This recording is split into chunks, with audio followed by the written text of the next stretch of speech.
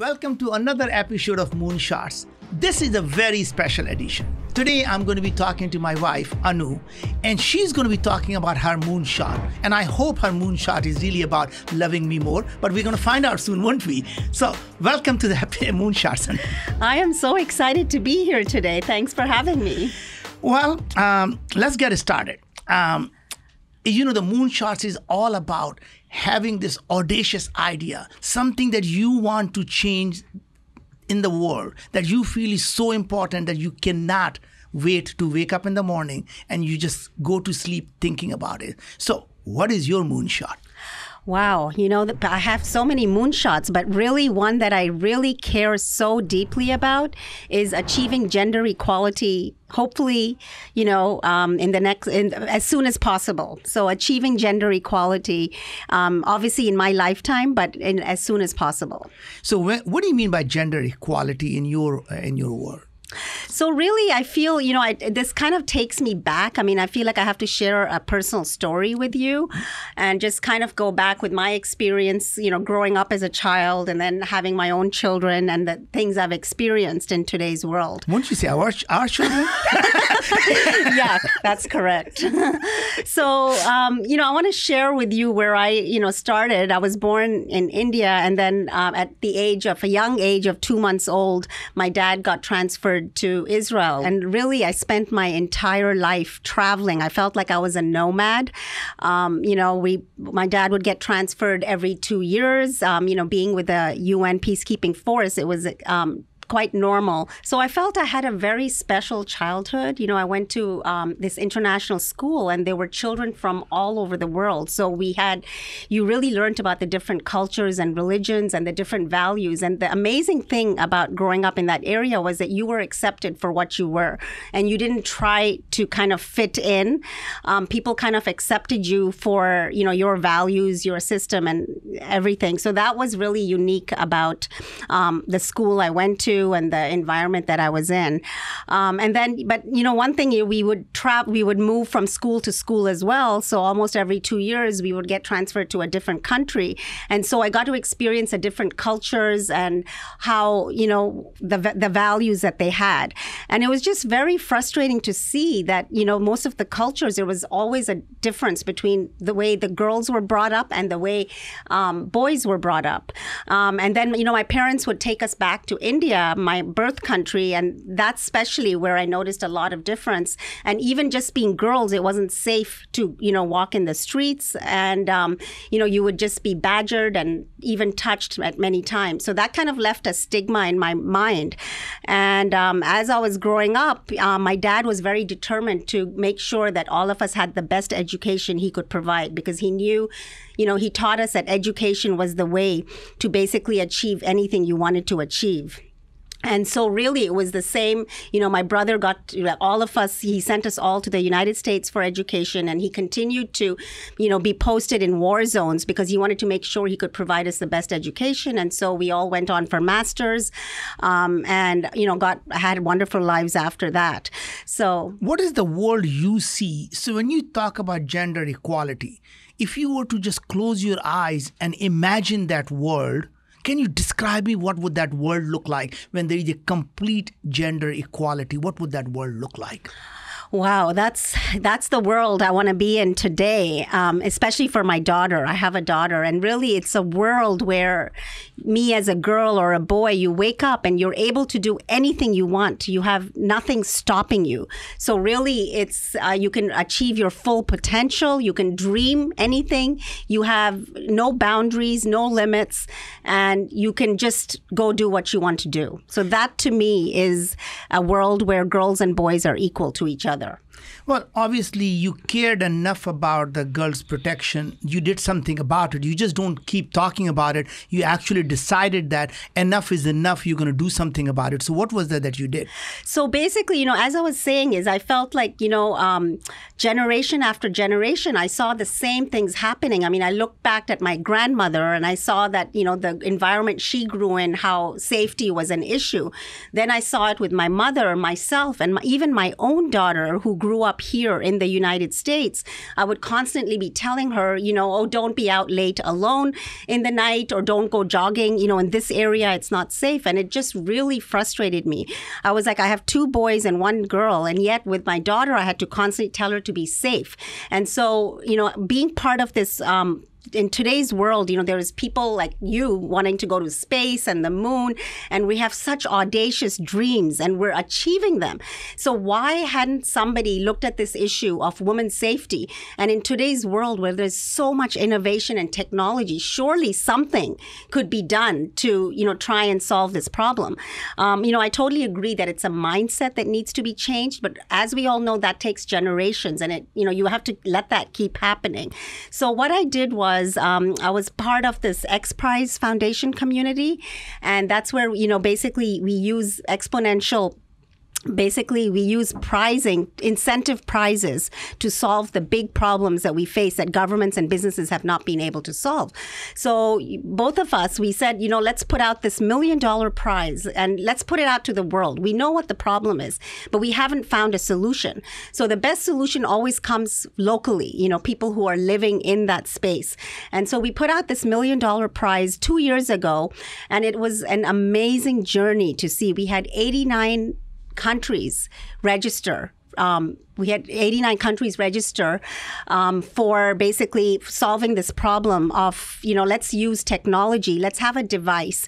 And we put out certain criteria. We said, okay, so basically you have a community of responders that you pre-program. So whether it's your family, the police, and then in the event that you're being attacked, you basically are able to send a signal. And within 90 seconds, you know that help is on the way. And this product should work with no connectivity. And you know that help is on the way. And so we launched this prize, and it was just fascinating to see the solutions that came up out of this prize. Slowly we narrowed it down to 11 teams and then 5 teams. And I wanted to share with you some of the solutions that the teams had come up with. And these were people from all walks of life, whether they had experienced this themselves or they, had somebody they knew had experienced this, and they also all wanted to fight. Initially, it was the prize purse which caught their attention, but then really it became about building awareness. It built so much awareness about the cause, and they put their full passion and dedication into coming up with, some sort of product which could change the world. And so we had a college student team from the U.S. I mean, it was amazing to see college students, because campus safety is such a big problem in the U.S. I mean, I just, going back to my childhood, I have to say, when I came to the States, I thought, wow, this is a place where, I'm definitely going to be safe. There's gender equality. And when I came to college, I realized that's not the case. And, people, even girls here, have to worry about their safety. And there's so many things that, we're still so backwards in. So coming back to that, I was so excited to see that there was a college team, here in the U.S. There was a team from Switzerland, and their solution was amazing. They basically were working, with these biosensors so that you put a clip on, that touches your skin. And basically, if you're in the event of an attack, it automatically sends an alert through your stress and sweat signal. And you're immediately, notified that help is on the way. So it was just fascinating. There's one solution that's on the market today, which has also been amazing in changing women's lives. It's a piece of jewelry with a company called NIM. And you just, press a signal, by pressing a button on the ring, which nobody knows that it's actually a safety device, and help is on the way. So that was an amazing journey. And I hope that's just, one of the many things that will help bring about safety. Well, you're on the board of Xprize Foundation and recently joined the board. So there are going to be a whole lot of these incentive-based solutions. And obviously, I'm assuming that this is just part of one of the many things you'll be doing, trying to find the big problem, audacious problem, and find a solution using the global innovation.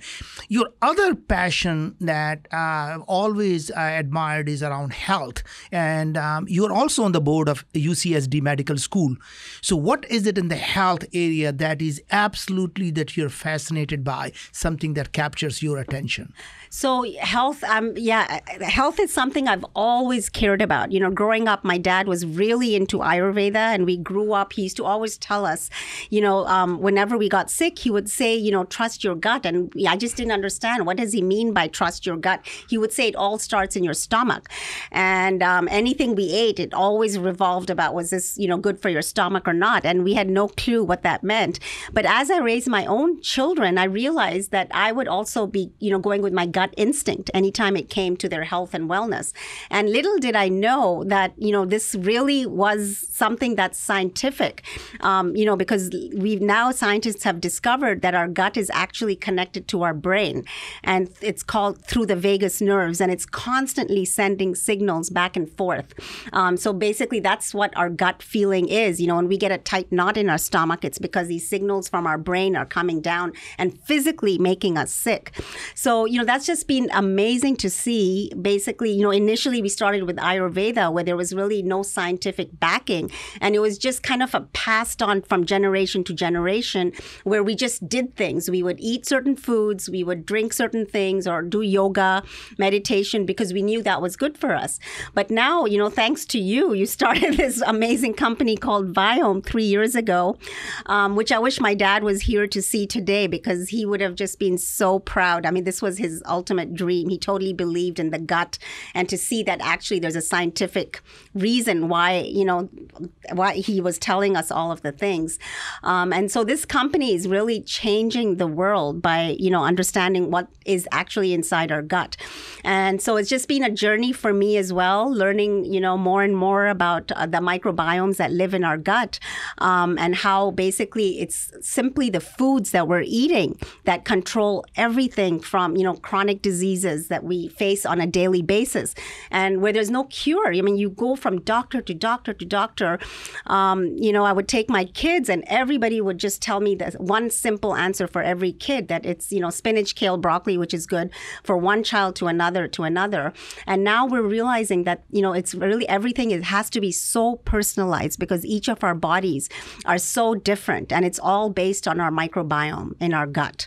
So that's just been, every day we're learning something new, whether it's, depression, anxiety, asthma, diabetes, the list just goes on. And we're learning, seeing certain patterns of, what's happening inside, how our cells are communicating with each other. If our, microbiome is releasing certain molecules or enzymes, the food is digested. Otherwise, it's causing inflammation. And inflammation is something that basically is the root cause of every illness. So it's just been amazing. And especially, going back to my focus on girls and women, we're learning that as women, we can do so much to basically make a positive impact on not only for ourselves, but for our children. And basically, every day there's new research coming out telling us something new. And now we learned that the first 3 years of a child are critical in basically building the whole immune system for years to come. And so, what is it that we as women can do? And there's this, it's all about awareness. And some simple things is, if we have a choice between natural childbirth or having a C-section, we should always have a natural birth. And that's because what happens when the baby goes through the birth canal, it comes into direct contact with the mother's microbiome, which the baby ends up sucking and breathing in. And that is the foundation of the baby's gut. And this is what basically determines the health, the future health of the baby. So that's number one. I mean, if basically the mother has to have a C-section, there are things that doctors are doing today based on the new research of microbiome and giving a swab of the mother's fluids to the baby. The second thing, which all of us are learning now, is to avoid antibiotics, the unnecessary use of antibiotics. So if you need it, yes, you need it. But just for, simple ear infections or other things which can be cured by time, it's always better to avoid those. Another very interesting thing that we've learned is breastfeeding. I mean, we never knew for years why basically a baby had all these sugars, which the baby couldn't, the milk had all these sugars sugars, which the baby's gut couldn't digest. And now we're learning that those sugars are specifically there for the microbiomes. They're feeding the microbiomes. And a very interesting fact is that, we're only 1% of our DNA comes from our mom and dad, and 99% is foreign to us. So, that's just fascinating, and it changes everything. And to me, I really believe everything is about awareness. And, if we can spread this message, a simple thing now with, we couldn't have done this a few years ago because we didn't have the technology. But now with the technology we have, and if we personalize to ourselves, it's amazing to see the changes.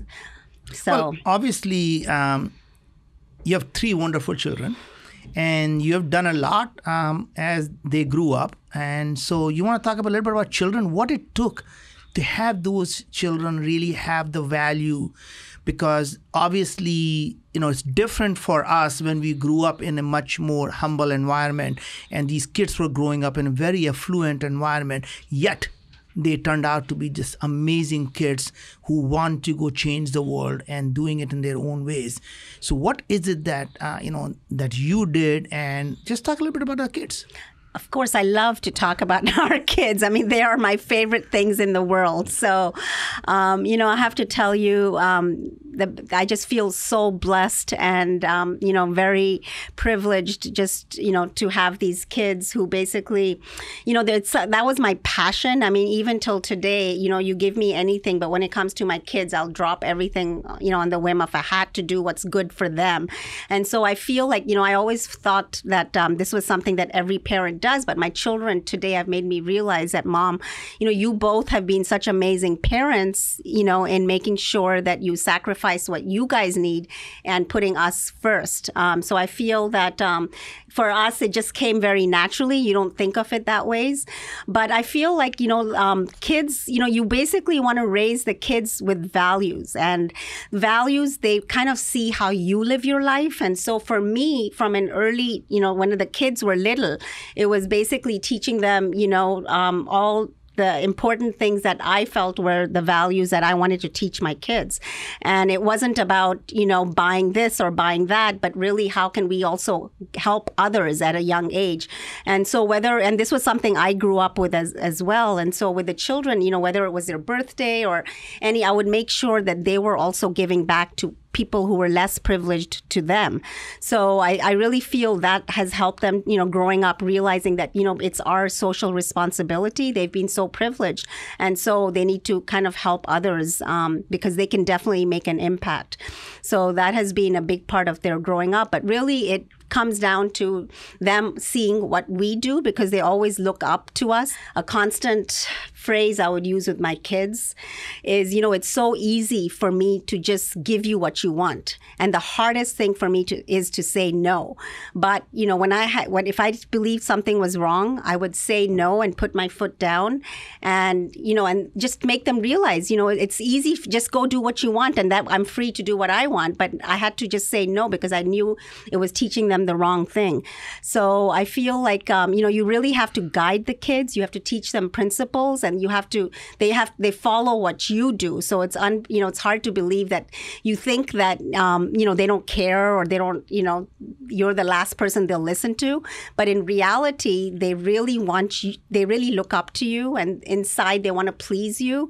So whatever you teach them at that young age, they turn around and come back and have the same values. So I was going to ask you 2 more things. One is you always believe in philanthropy about really just thinking beyond yourself and really thinking of the community you live in and the world that we live in or even the universe that we live in. So where does that come from? So for me, I think, again, as I said, everything starts at a young age. So I feel like I grew up, again, my parents instilled that in me, and especially growing up in the different cultures. We weren't affluent. We didn't have much. We were a very average family, but it was always about helping others and giving, back at the same time. And so I feel that that's something that I carried on with my children. And I just feel any little way that you can make somebody else's lives a little happier or a little, less suffering, it kind of gives me a happiness inside. And so really, it might be for a selfish reason, person. But in the end, you're doing good for yourself and for the other person. And so that's a value to teach everybody. And, in the end, you kind of make the world a better place. Well, obviously, it's pretty clear that your dad has had a massive influence on you. So I just want to talk about your dad growing up and what you learned from your dad. And you lost your dad, obviously, a few years ago. So just want to talk about and seeing what you learned from him and what's your best memories of him. Yeah, so I really feel my dad had a huge influence on our lives. He basically was a diplomat for the United Nations and, traveled the world. And but at the same time, he basically, I felt, dedicated his life to us, our 4 children growing up. And, they themselves were quite isolated because, they left their families in India and had to keep moving. And now when I look back, I think, my God, as parents, that's such a difficult job to just, pick up and leave and start from scratch. And so they spent all their time focused on us. And he, wanted to give us the best he could in everything.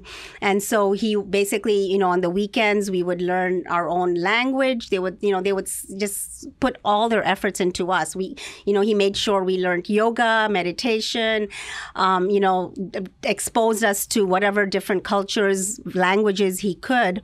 And I feel that has had a huge impact on our lives because I carry those values with me today. And I feel like that's what I've passed on to our children. So if you were to describe one memory of him that you still cherish, what would that be? I think really it was to do for others. That's something that he always, whether it was a stranger on the street in Jerusalem, I remember we would be 4 of us in the back seat, and yet he would stop to give a person, somebody on the street who needed help. He would stop, and at that time it was still okay. He would squeeze in our car and to bring them to our house, serve them a meal. And I just felt he was just so giving always and always trying to help others to make the world a better place. So I feel that there's always something that each one of us can do to, make it happy for somebody else.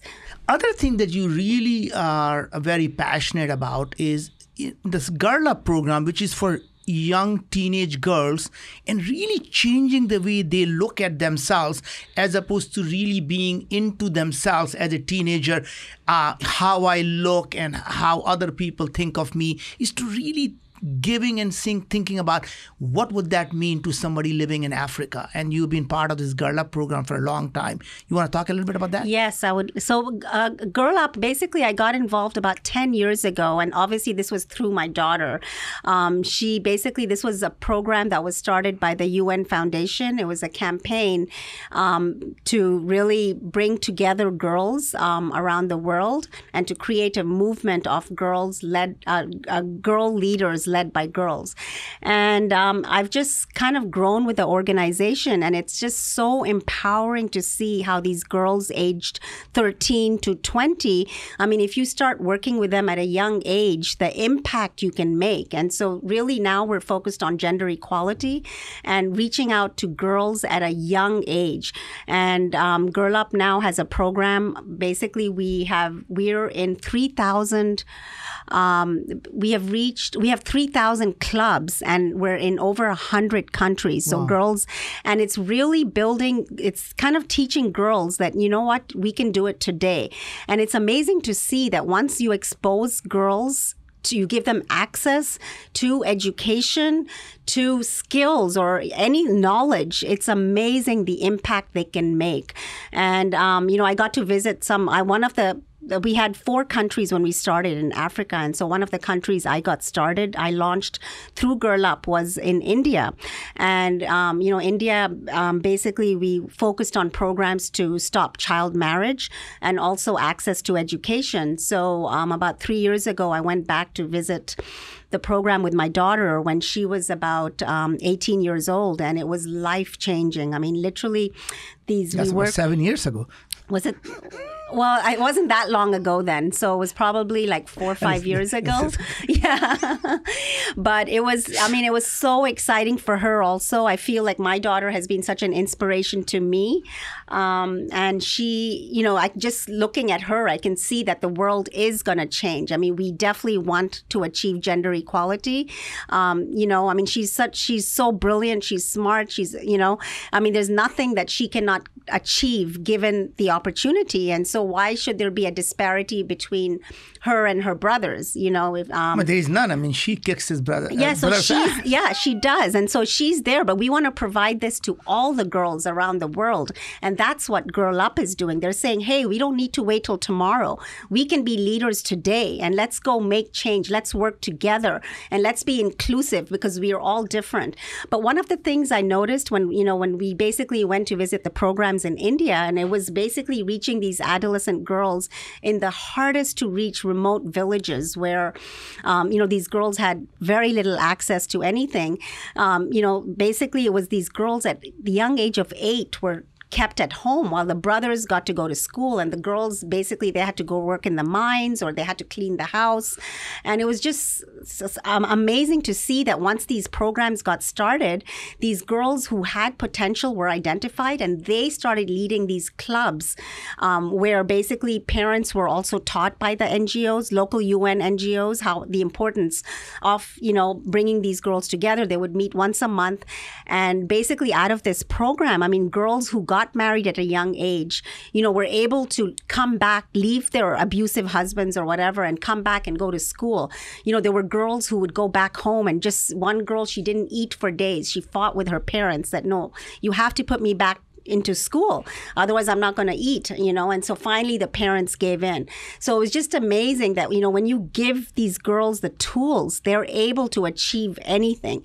And that's what I love about Girl Up, because I really feel there is nothing that, girls can't do. It's just they need to be given the opportunities, and there's no reason why, they're going to change the world and for the better. Basically, we'll have more peace, we'll have happiness, compassion, everything, So I'm very excited about that next phase. Well, it's amazing to see that everyone thinks that they are the one who actually influence the kids.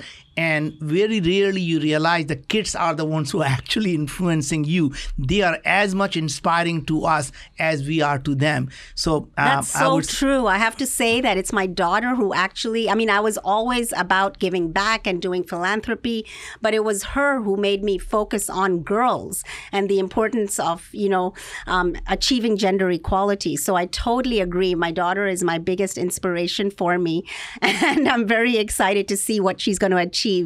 And she already has achieved at such a young age. Well, why don't you do this? Why don't you look in the camera, talk to all the audience and every girl out there, have a message for them. What would you like them to do? Wow. So this is to every girl who's out there. Don't set limits for yourself. Be audacious, have a voice. I truly believe girls need to speak up, and don't let others stop you from speaking up and do what you believe. Take risk. That's something I felt that it took me a while to learn that. Take risk. It's okay to fail, but, go after your dreams and do exactly, what you want. Don't be told by others that this is not for girls. It's not for you. If you have the passion and the will to do something that you believe in, you will make it happen. Well, that's an amazing message, and I'm so glad you were able to join me on this podcast. It's been amazing. This is fun. Thank you.